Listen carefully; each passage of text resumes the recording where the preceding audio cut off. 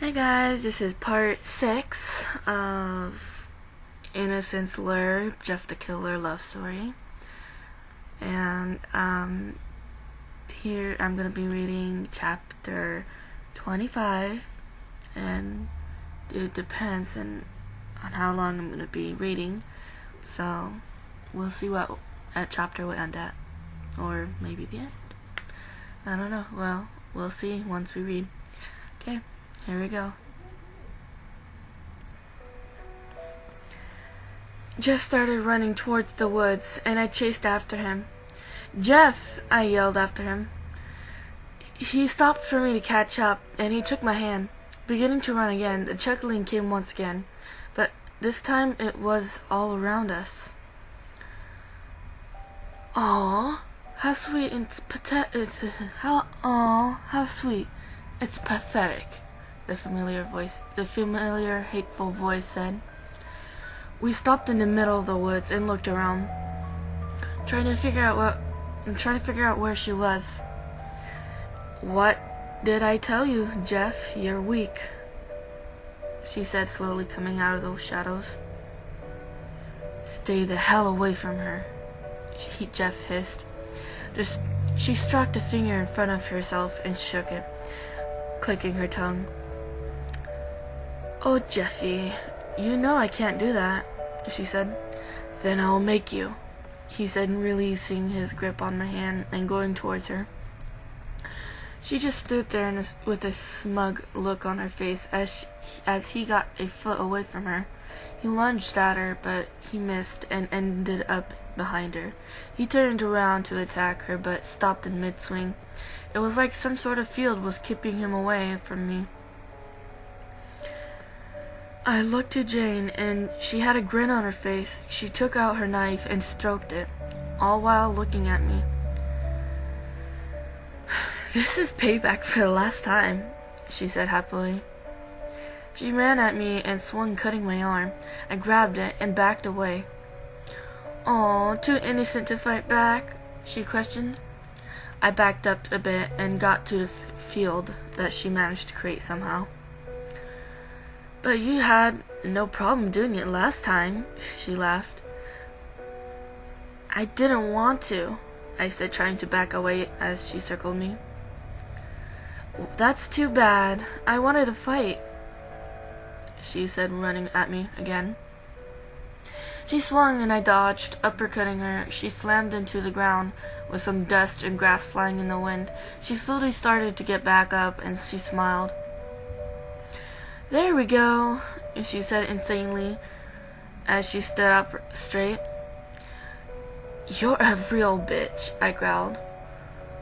"Oh, you're saying no words now? You must think you're a real badass, don't you?" She grinned.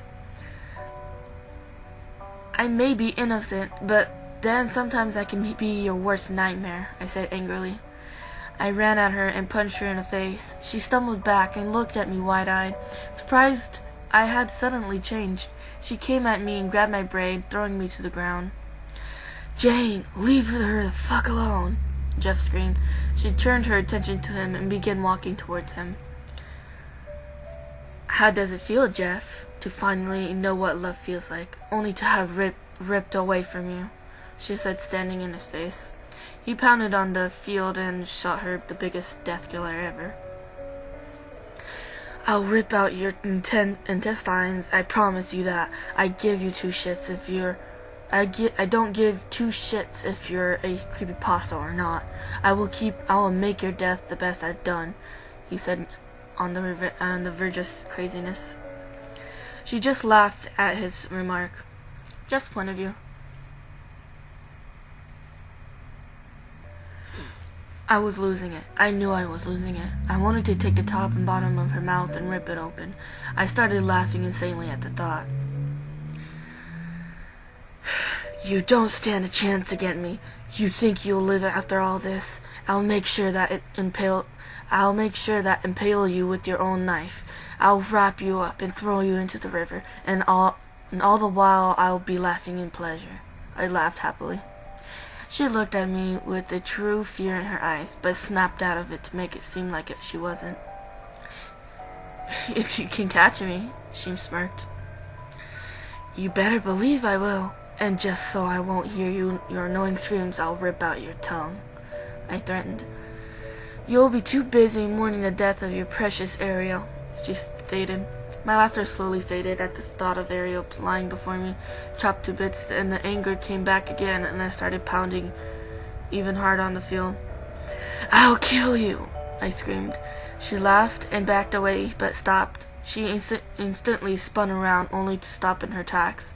I looked at Jane's back and saw the tip of something shiny sticking out of it. I looked around Jane's body and saw Ariel in her face. Holding a knife in her stomach, Ariel had managed to sneak up behind Jane and grab her knife before she could attack. You won't be doing any killing tonight, Ariel said, taking the knife out of Jane's stomach. Jane coughed, and Ariel shoved the knife in her stomach 2 more times. But when I looked in Ariel's eyes, I could see sadness. She didn't want to do that. She didn't want to do what she was doing. Ariel took the knife out again and backed away, dropping the knife. Jane held in her stomach and hunched over, looking back up at Ariel. I'm sorry. I didn't mean to, she apologized. Jane coughed up blood and stood up straight. You think a mere 3 stabs can stop me? She said, stumbling over. My hands that were on the field fell forward, and so did I, but I managed to catch myself from falling into the ground. I looked to Jane, and she was inching even further to Ariel, picking up the knife along the way. You shouldn't have kept going, Jane laughed. You should have kept going, Jane laughed. I snickered, and Jane spun around to see me in her face. She widened her eyes with fear and began to stumble backwards. I instantly grabbed her neck and lifted her up, choking her in the process. Got you, I said, getting my insanity back. Now, Jeff, I didn't mean it. You know that, right? She lied. My grip on her neck started getting tighter, and she started gasping for air. No, I didn't, I spat, shoving my knife into her side. She screamed in pain, and I threw her into a tree, charging after her. As soon as she tried to get back up, I rammed her head back into the tree. I dug my knife into her shoulder and yanked it out. It felt good getting my revenge. Ariel's point of view. I stood there watching Jeff stab Jane repeatedly. I just couldn't shake the feeling of guilt that I had for stabbing her. And every time I thought about it, I was brought out of my thoughts by Jane's screams for help that was quickly cut off by a flesh-ripping sound. I looked away as I saw Jeff chop Jane's arm off. Her cries grew silent, and everything stopped. I looked at Jeff, and he was hunched over, breathing heavily. He slowly turned to look at me, a grin on his face that slowly turned into a frown when he saw me. He instantly put the knife into his pocket and ran to me, hugging me. I didn't mean it, I said softly. It's not your fault. Don't hate yourself for defending yourself. Besides, it makes you feel better. I thought you looked hot when you stabbed her, he said,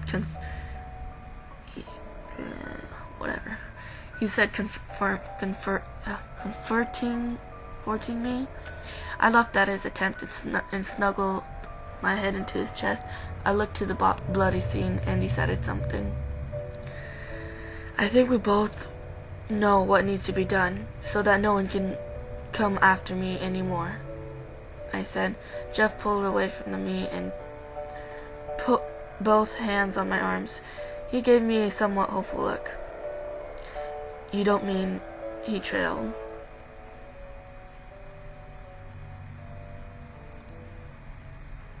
Chapter 26, New Edition.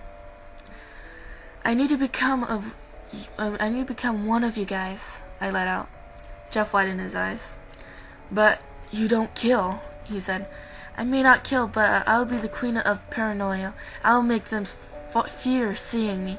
I won't kill, but you will, I explained. How are you going to do that? You can't do anything that Ben can, Jeff replied. Maybe not.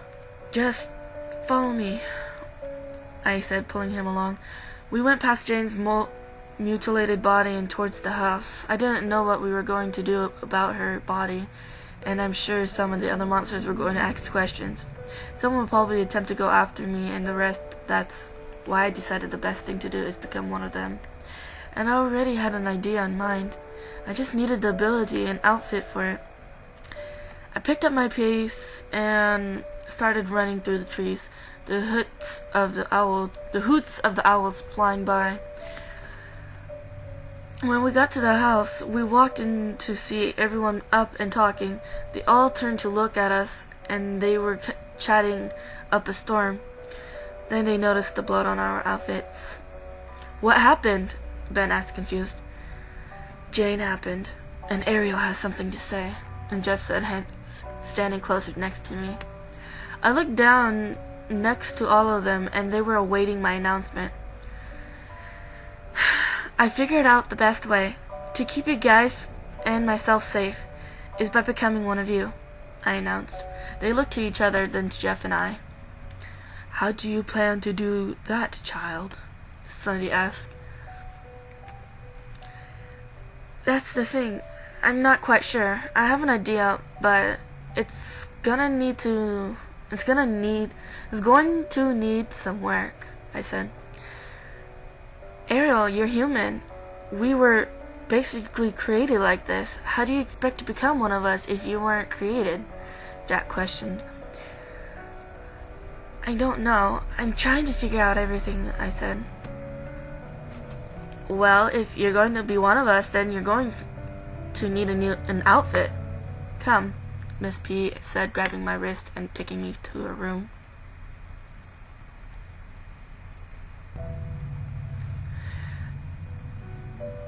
You guys figure out how she's going to do it, and Sally, Ariel, and I will figure out her attire, Miss P added. We walked into her room, and I looked around the new surroundings. It was an elegant, Gothic-style bedroom with blood-red sheets and stained drapes. The walls were a solid black with every intricate, detailed designs on them. A black and red couch sat against the wall, with a blanket draped over the armrest.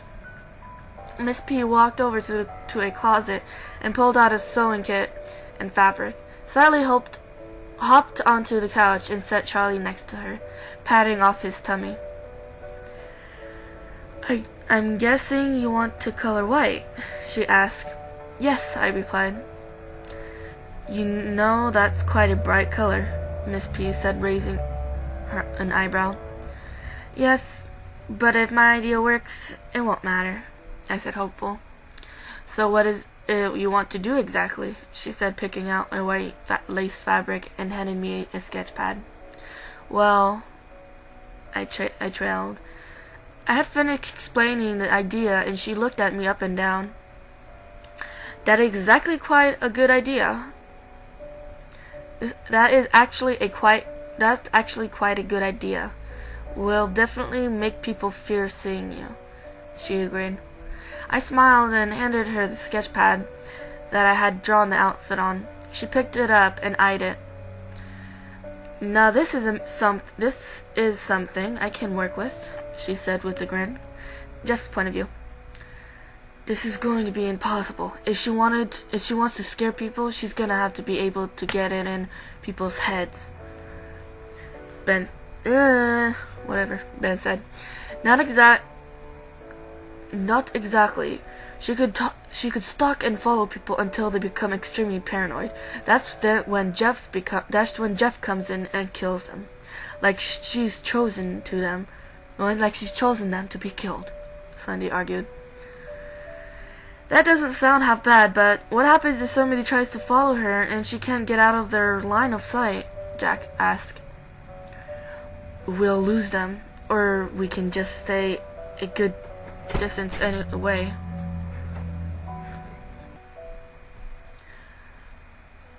Okay, I'm gonna repeat this part because I lost my spot. Okay. We'll lose them, or we can just stay a good distance away, I buttoned. I It had been like this for hours now, and we're running out of ideas. I love the fact that she was wanting to become one of us, but it was a pain in the ass to figure out how she was going to pull it off. It's going to be difficult for her to freak people out and not kill with just simple human abilities. I was getting kind of curious as to what her outfit looked like. Knowing her, it would be something white, and that could be a major issue. "Hello," Miss P said from the top of the stairs. We all looked up and saw her and Sally grinning like idiots. "Here is the new and probably improved Ariel," Miss P said, stepping aside. Up came Ariel, who was wearing a white skin-tight lace suit that was complemented with white high-heel boots. The sleeves were wrapped around her shoulders, and the lace was designed intricately. Her hair was down and fell to a bit above her chest, and her curls framed her face perfectly. And to top all of it off was a white lace mask that went over her eyes. I had to admit, she looked pretty damn good. "Hey Jeff, close your mouth before you catch a fly," Jack joked. I snapped to look at him, and he snickered. Masky, Hoodie, and Ben were staring at her, and I glared at them. I leaned over just a bit so that all of them could hear me. "You dare go after her? I will not hesitate to chop off your pride," I hissed. Then suddenly jumped and looked away. Ariel came down the stairs and came up to me, a smile on her face. "What do you think?" she asked. "You look amazing. Now all we have to do is get your creepypasta story up, and you'll be finished," I replied. "How exactly do you plan on making her a story if she doesn't even have an idea up?" Masky asked. "Just leave it to me. Jeff, come on. We're going to test it out," she said, taking my hand. "I'm so ready," I said excitedly. I really was excited to find out what it was that she was supposed to do. A different point of view. "I swear, dude, I'm going nuts," I said, leaning against a brick alley wall. "What do you mean, going nuts?" Nick asked, sharpening a knife. "I was at my house when I was getting ready to go to bed when I saw someone standing across the street, staring at me. She didn't even move, just stood there," I explained a bit fidgetly. Whatever. "A she? Was she hot?" Mark said, seeming more interested. "I don't know. She was pretty slim. She was also wearing a white mask. I couldn't see most of her anyway. It was too dark out," I replied. "So what? You saw a girl looking through your window. Big deal. You should be glad you got women interested in you," Nick said, putting the knife sharpener away.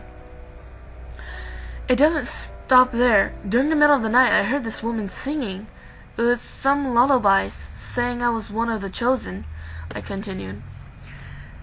"Didn't you say your neighbors listened to some weird shit?" "Maybe it was them," Chris said, looking at the alley opening. "Maybe. Shh. We got fresh meat," Chris said, shushing us. We all got ready to pounce as a young man, probably in his 20s, walked past the opening. Chris grabbed his arm and yanked him into the alley, throwing him on the ground.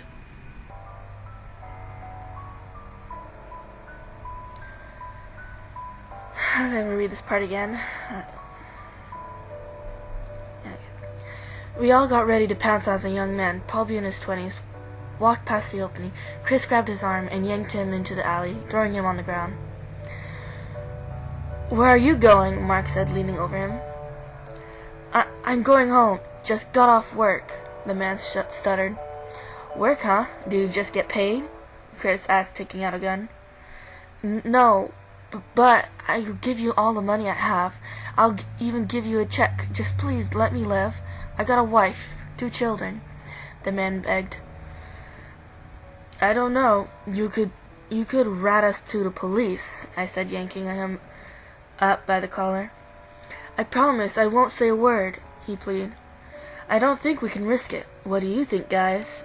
I said, looking to the rest of the group.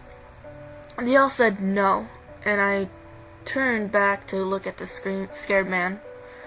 I'm sorry, I guess it's not your lucky day, I said, raising a fist.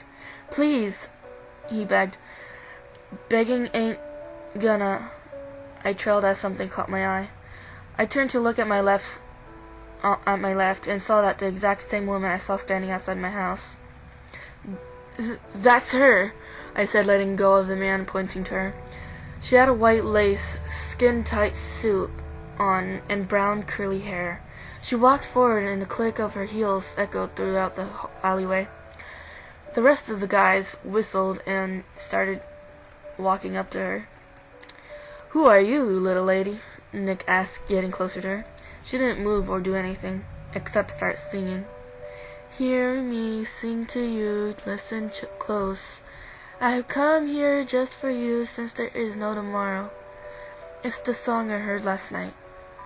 Guys, this is a song, I said, backing up. Don't you fret, for I'm not here to harm you.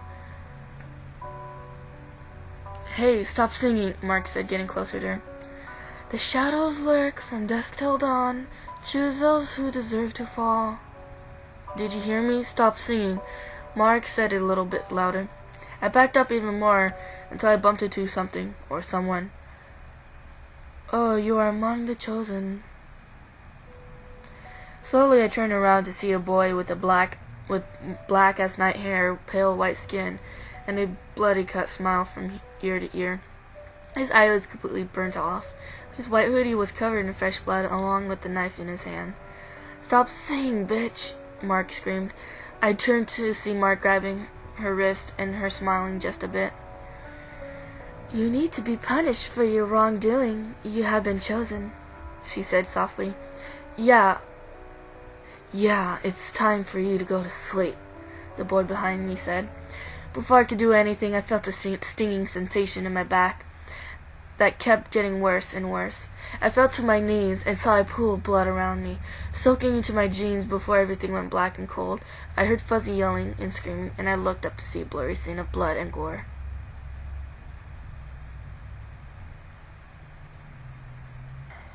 I kind of got lost in a trace of which chapter it was. If last chapter was 27 or 26, I think I'm reading 28 now. So, yeah, sorry if I kind of getting confused. So, this is, I think, chapter 28, I'm guessing. So, this chapter is called Searching. What are we going to do, guys? I said frantically. What do you expect us to do? After Ariel got shot, I'm sure they won't bring her back anytime soon. Anytime soon, Michael. Soon, Michael. Especially with that video on the news, Ethan replied. Yeah, maybe it wasn't such a good idea to hand into the police, Amy said, looking up at me. That guy killed the cops. We needed to, for Ariel's sake, I argued. We were at my camper trying to figure out what to do. It had been a week since then, and I was growing worried. What happened if they killed her? Michael, I don't think they want to kill her, Lenny said, as if she'd read my thoughts. Yeah. Didn't that black-haired boy say they were returning her? Amy added. Yeah, but I trailed. Then they're gonna kill her, but I do agree we need to find her, Ethan said. How do you plan on doing that? Amy asked. They could live in a different world for all we know, Lenny said. True, but we need to get to her before the hunters do, I said worriedly. Ever since the video went on the news, people called the Shadow Hunters formed to hunt down and kill the creepypastas, and I'm afraid they won't resist to kill her. They might think she's turned into one of them. One of our own has already gone into their forces. Clark's point of view. This was a day after the video was given to the cops. I put the meat onto the sandwich and took a bite out of it. "Hey, Clark, did you hang out with a girl by the name of Ariel?" my dad asked. "Yeah, why?" I questioned. It had been a year since I talked to her or seen her. Though I did miss hanging out with her. I had met her due to my friend Michael. Short and simple meeting, but nevertheless I enjoyed her company. I hadn't gone to the campground with him in so long, and I didn't bother to message her, even though she attempted to do so with me. "I'm sorry to say this, son. She's been kidnapped," my dad said sadly. I slowly set down my sandwich and looked up. Fire alarms were going off in my head, and I instantly jolted into the living room. There, on the TV, was Ariel's missing persons photo. The next showed video of her kidnappers. Slender Man? He's real? One of the other kidnappers started murdering cops left and right. He looked to be about 16, 1 year older than me. One of the other ones walked up to the camera and began to talk to it. He looked kind of like Link, yet he had something dripping from his eyes, which were red. "What the hell is going on?" the headline read. "Creepypasta's real?" "Strange-looking bunch of motherfuckers," my dad said angrily. I didn't say anything but stood there in anger. I clenched my fist and just stared at the screen. I instantly took out my phone and called him. The man who made our friendship happen. It began ringing, and on the second ring, he picked up in a hurry. "Help," Michael began. "Tell me it's not true," I said, getting angrier yet sadder. "You heard, didn't you?" he asked sadly. "It is, isn't it?" I said on the verge of tears. At the moment, my girlfriend walked in and waved to my dad and I. She was completely oblivious to it all. She didn't understand, nor did she pay attention to my current vibration that was clearly visible to anyone.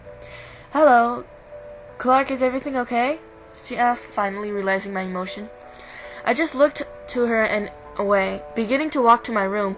I had no time for her. I wasn't bothering on answering her constant attempt to getting my attention. And I knew it would hurt her, but the only person who was on my mind was Ariel. And what I would do now that she was gone. "Clark," she said, following me.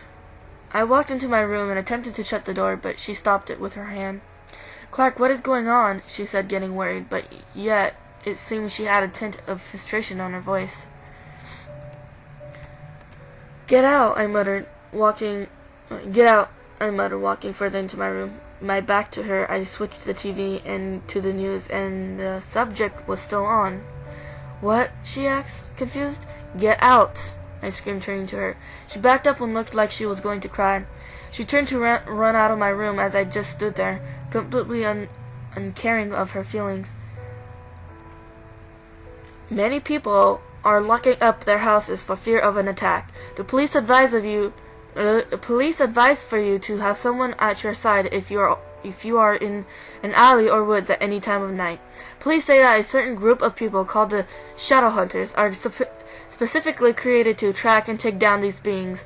If you would like to join and meet the requirements, contact your local police department," the reporter said. "Michael, I know what I need to do," I said to the phone before I lowered it.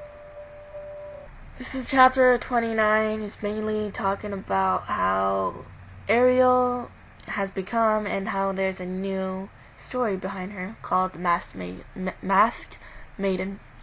This chapter is called Vengeance, I think. Okay, so here we go. Yeah. The Masked Maiden. The Masked Maiden, the lullaby singer. Many people have witnessed this masked being since the worldwide kidnapping of a teenage Ariel Rose Alba.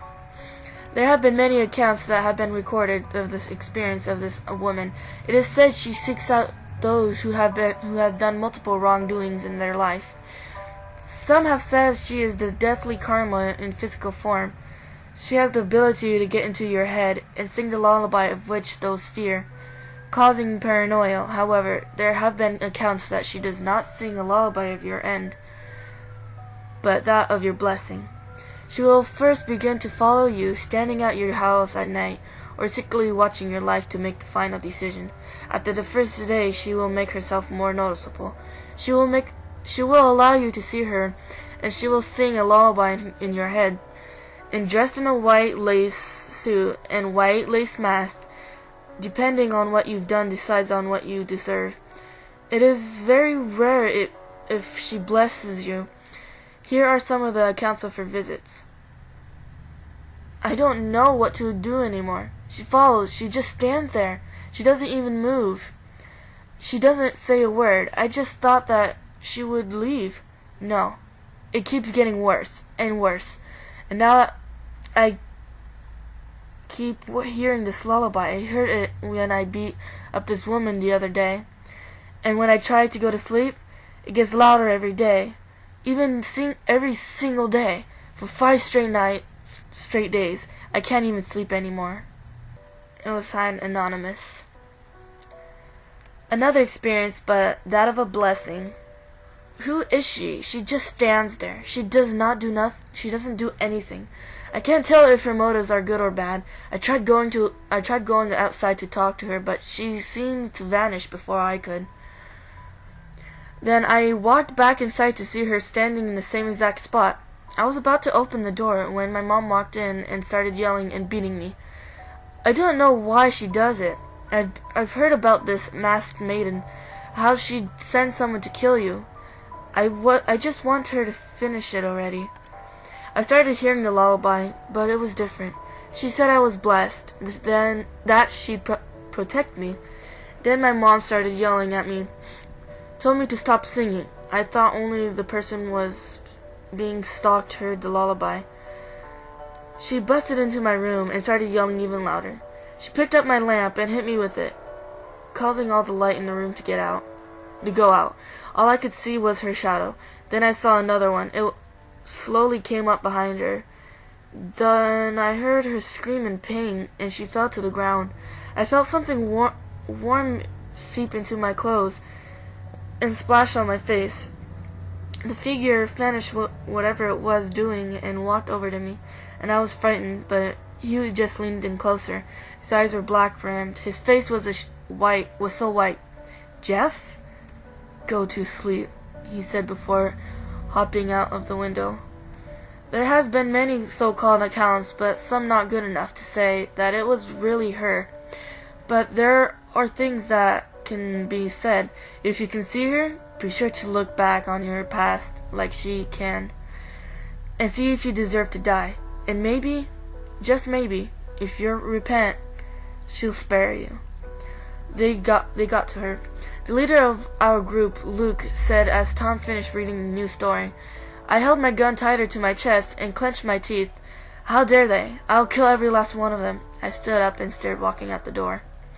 Where are you going, Clark? Luke asked. I turned a bit just so he could see the side of my face. No point in waiting for them to get another kill, I said before walking out of the warm abandoned hideout and into the cool night air. Okay, this is, I think, chapter 30? 29 to 30? Yeah. I think 30, yeah. Chapter 30 or something like that. Coming back to us when the creepypasta people are talking again. So, here we go. Getting closer, though. Well, it's official. You're one of us, Ben said as he finished reading my story. I smiled with excitement and everyone whoa-hoed with joy. Jeff attacked me with a hug and spun me around. When he finally set me down, he kissed me and I heard Jack groan. Not this again, he sighed. We turned to look at him and Jeff started laughing. What, you jealous, Jack? Hoodie asked jokingly. Of what? He scoffed. Now, it's time to congratulate Ariel on a job well done. She's worked hard for weeks and it's finally paid off. You now have powers that can help do your job. I say we throw a mini party, Sunny said happily. Yeah, cake. Masky said happily. Great, you spoiled the surprise, Miss P sighed. Oh, you guys got me cake? I asked happily. Whatever. Yeah, you're lucky I haven't eaten it already, Masky muttered the last part. Slendy, before going into the kitchen, smacked Masky up the head. Hey, Masky whined, rubbing the back of his head. We all laughed as we entered the kitchen and Slendy pulled out a red velvet cake out of the fridge. Red velvet? You know I hate red velvet, Masky said, upset. That is why I got you a cheesecake, Slendy said, pulling out a New York-style mini cheesecake. You could literally see the happiness radiate off his body as Slendy laid it out in front of him. Masky lifted up his mask a bit so you could see his lips, and he took a bit of the crumbs and ate it. He said in wonder. Does it taste good? Ben asked, standing behind him. Masky nodded and turned his attention back to the cheesecake. Okay then, Ben said as he shoved Masky's face into his cheesecake. It was silent, then instantly loud again with laughter. I started clapping with excitement, and Jeff was trying so hard to keep it back. Masky removed his face from the now destroyed cake. I bet it tastes wonderful now, and Jeff chuckled under his breath. I had stopped laughing, but instantly started up again. I buried my head in his chest as I tried to stop laughing, and what Ben said didn't help. At least you ate it in one bite, he said with a nod. Ben, Masky growled. I'm going to start running now. Ben pointed into the living room before he ran away. Masky just stood up and wiped his face off, still leaving a bit on his mask. Aren't you going to go after him? I questioned. Nah, I'll get him later, he replied. Anyways, here is a toast to Ariel becoming our lovely masked maiden, Slendy said, pouring sparkling water into fancy glasses. Ben popped his head into the kitchen and quickly made his way to the other side of the table. Watching Masky the whole time, Slendy handed each of us a glass, and we all stood around the table evenly. Jeff's arms snacked around my waist, and he pulled me closer. Cheers to our masked maiden, Slendy said. And to the ending of the other creepypastas not attacking us anymore because they're asses, Masky added as we clinked our glasses together. We laughed and drank down the drink. We should sneak out tonight, do some hunting, Jeff whispered in my ear. I sent a tingling sensation up my spine, and I really liked it. Okay, I giggled. After we all had some cake and talked for a few hours, Ben giving Masky the occasional nervous eye, we went to our rooms for the night. Well, some of us. I heard clinking sounds at my window, and I walked over to see Jeff throwing pebbles. I opened it, and he grew a big smile on his face. Ready? He asked. I replied with a grin. I replied with a grin. He stretched out his arms, and I jumped out my window, only to be caught by Jeff's strong and comforting arms. Clark's point of view. I'd been walking in these woods for hours, trying to find any sign of them or Ariel. But so far, I've gotten nowhere. I made my way deeper into the woods and stopped to see if I could hear anything. Not a thing. I decided that I'd been in these woods for too long, so I decided to head back to civilization. When I hadn't gotten near the edge of the forest, I looked around to try and find any movement, and I did. Hey! I screamed. The person jumped and started running, leaving me only to see a flash of red and white. I instantly raised my gun and fired, missing. Damn it, I muttered as I began running after them. I aimed again and fired, missing by an inch. Get back here, you bastard, I yelled. I picked up my pace and started getting closer to the person. I raised my gun to a shot that wouldn't miss, but was knocked to the ground. My gun landed a bit away from me, and I looked up to see the black-haired boy called Jeff.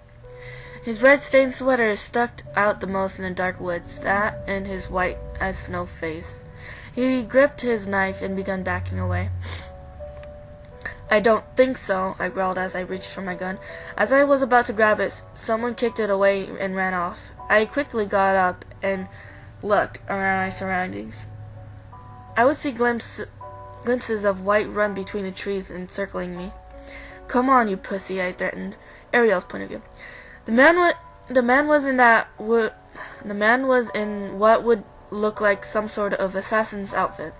He wore a black mask and combat boots, a vest on his chest. I peeked from behind a tree, and he snapped to look in my direction.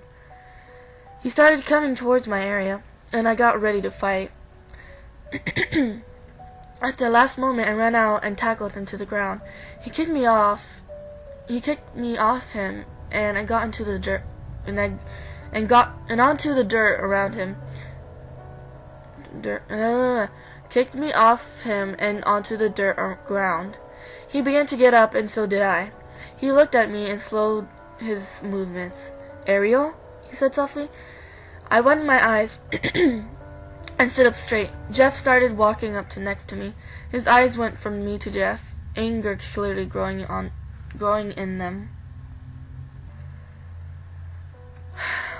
"Stupid bastard," he growled. I clenched my fist and ran at him, but he stepped back and held up a hand. Wait, it's me, Clark," he said. I immediately stopped and lowered my arm. "Clark?" I said, squinting at him. "Yeah, it's me, Clark." He laughed as he took off his mask. His hair was ruffled from it, and his eyes grew soft. "Ariel, please come back to us," he begged. Well, guys, that's the end of this part. So, hopefully you like so far that of part 6, and be ready for part 7. It's coming again, like I've been saying at the end of every part. I'll be posting the next one real soon. And after hearing this part, hopefully you guys are ready to hear the next, because it's getting so interesting. Hopefully you guys think that too, because it's getting real great.